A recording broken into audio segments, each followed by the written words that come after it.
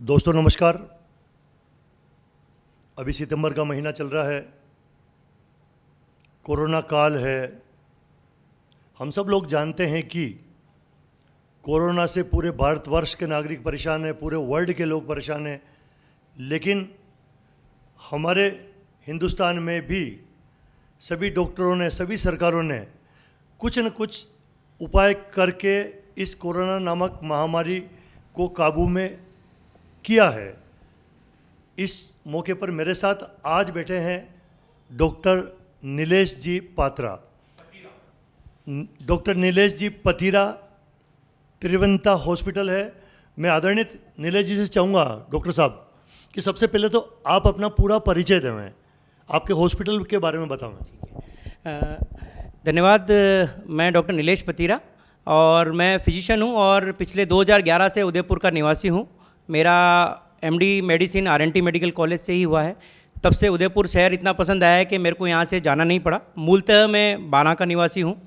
बारां अपने राजस्थान का एक ज़िला है और पिछले 2011 से उदयपुर वासियों को अपनी फिजिशियन और उससे संबंधित सेवाओं में प्रदान कर रहा हूँ। कोरोना के जो डिस्कशन आपने आज किया है, संभवतया पूरा विश्व इस महामारी से प्रभावित हुआ है, चाहे वो मानसिक रूप से, शारीरिक रूप से, चाहे बिजनेस के रूप से या अर्थव्यवस्था के रूप से परेशानी हुई है। कुछ समय से हम देख रहे हैं कि लॉकडाउन के बाद हमारे उदयपुर या राजस्थान या भारतवर्ष में कोरोना के केसेस डेफिनेटली बढ़े हैं। तो इसके बारे में अपन विस्तृत चर्चा करेंगे कि क्या इसके बारे में दिक्कत आ रही है और क्यों केसेस बढ़ रहे हैं, लोगों के अंदर क्या क्या परेशानी हो रही है।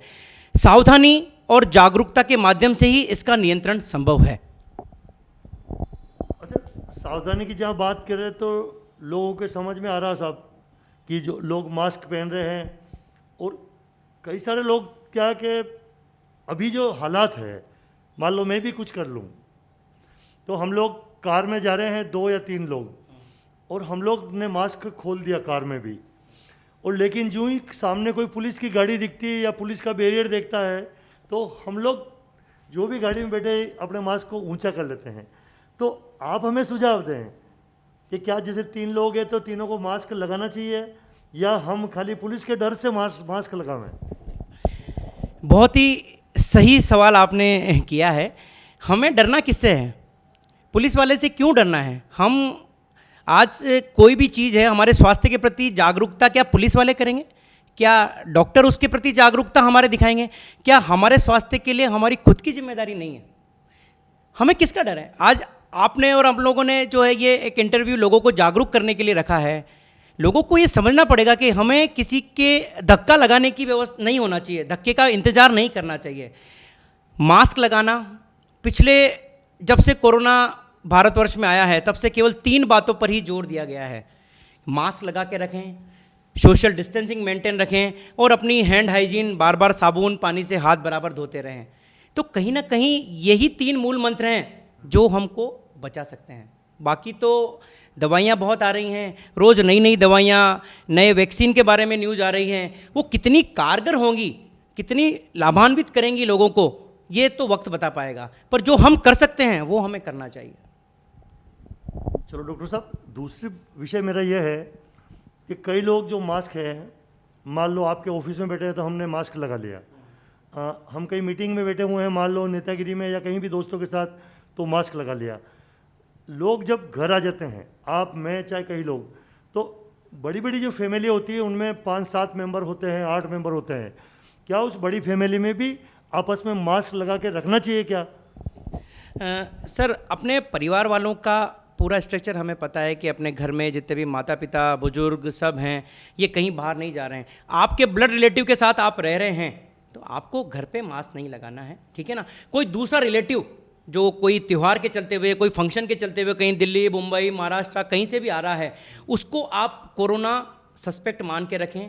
घर पे आने के बाद उससे दूरियां बना के रखें, उसको मास्क लगाने के लिए हिदायत दें, क्योंकि कोई भी इसको संक्रमित कर सकता है। ऐसा नहीं कि घर वाले ही जो आपके साथ रह रहे हैं, आप अपने मम्मी पापा, अपने भाई बहन के साथ रह रहे हैं और वो कहीं बाहर ट्रेवल करके नहीं आए हैं, तो आप आराम से उनके साथ रहें। पर यदि कोई दूर का रिलेटिव आपके पास आया है कहीं बाहर से आया है, तो आप उसको कोरोना संक्रमित या कोरोना सस्पेक्ट मान के ही रखें। केवल इसी माध्यम से हम लोग बचाव संबंध है।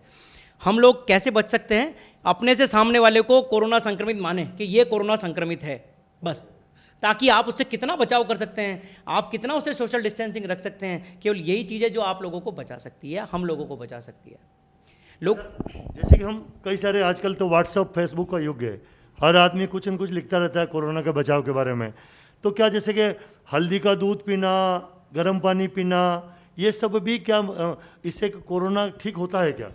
सर, बुजुर्ग और अपने परिवार में बुजुर्ग लोग हैं, वो हमेशा बोला करते थे कि सर्दी वगैरह के मौसम में हमें गर्म चीज़ें पीनी चाहिए, काढ़ा पीना चाहिए। ये सब चीज़ें डेफिनेटली हमारे गले को तर करने में फ़ायदा करती हैं। कोई भी सर्दी जुकाम होता है तो हम कहते हैं ठंडी चीज़ें, जिनकी सीरत ठंडी होनी चाहिए, दही वगैरह ऐसी चीज़ें नहीं खानी चाहिए।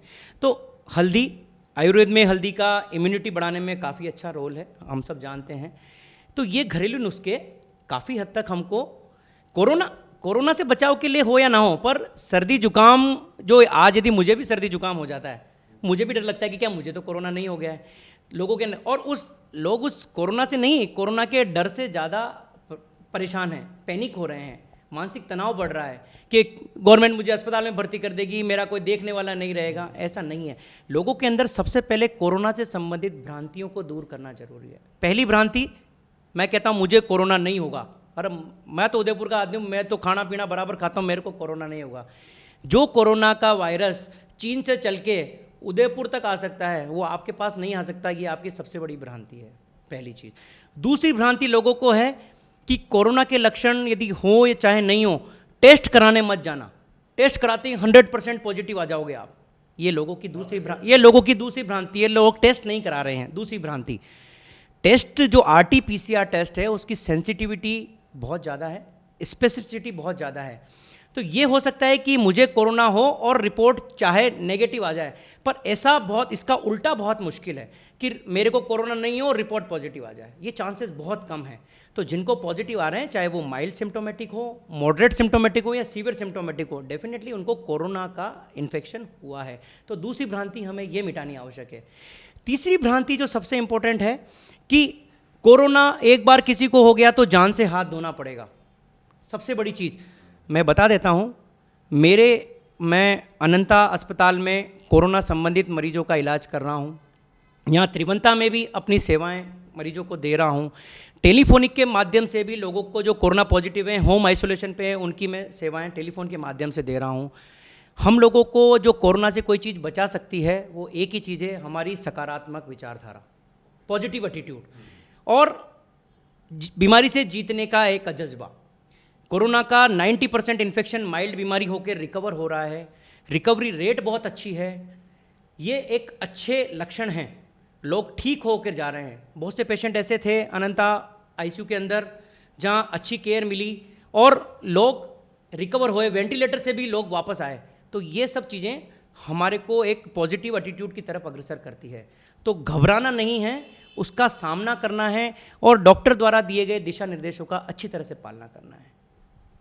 दोस्तों, जैसे कि हम लोग डॉक्टर नीलेश जी पतीरा से बात कर रहे हैं कोरोना के संबंध में, मैं अपने दर्शकों को कुछ जानकारी दे रहा हूँ इनसे लेकर, क्योंकि एक डॉक्टर, क्योंकि हम लोग तो यूँ तो सभी कर रहे हैं, व्हाट्सएप है, फेसबुक है, लेकिन प्रॉपर जो डॉक्टर साहब है कई जगह अपनी सेवाएं दे रहे हैं, इनको पूरा अनुभव है।